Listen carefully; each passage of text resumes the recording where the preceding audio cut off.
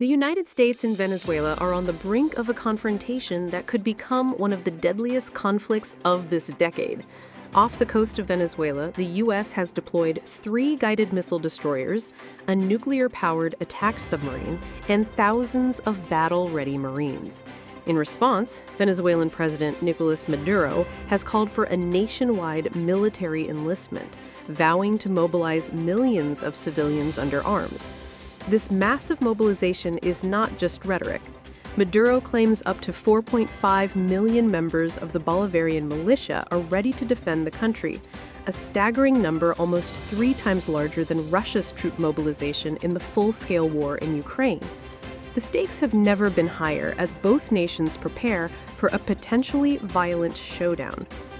At the heart of this escalating tension is the war on drugs, and specifically, the battle against fentanyl, a synthetic opioid far deadlier than heroin.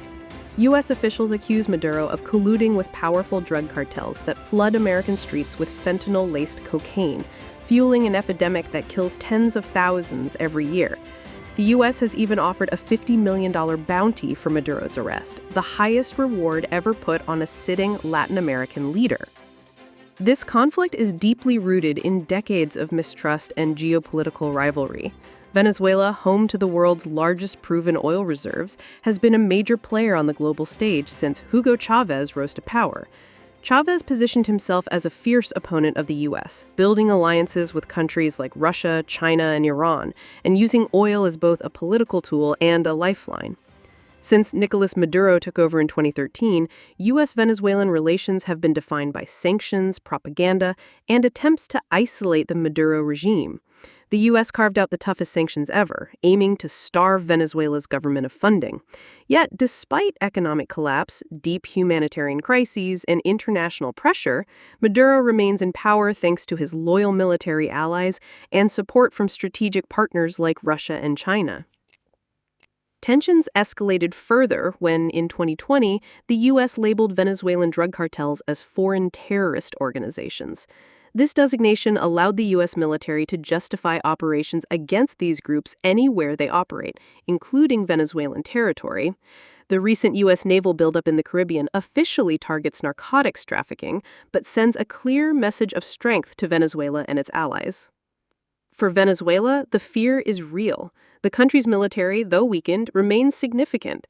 Maduro's militia claims to be vast, and there are reports of cooperation with Colombian guerrillas and possibly other non-state actors.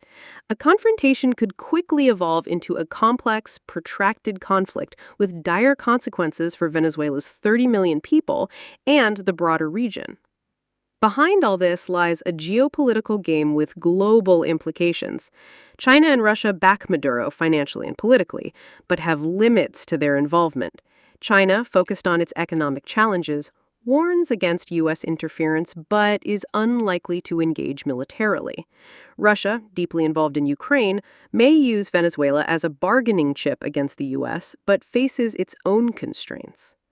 Diplomatic avenues still exist. Intermediaries like France, Spain, and various Latin American countries propose monitored elections and sanctions relief as potential solutions. The Vatican may also play a role in cooling tensions. Yet with warships looming off Venezuela's coast and the drug war intensifying, the window for peaceful resolution is closing fast. The future remains uncertain, but the stakes couldn't be clearer. A clash here would not only devastate Venezuela, but ripple across the Americas, intensifying migration crises, destabilizing neighboring countries, and further entangling global powers in a high-stakes geopolitical chess game.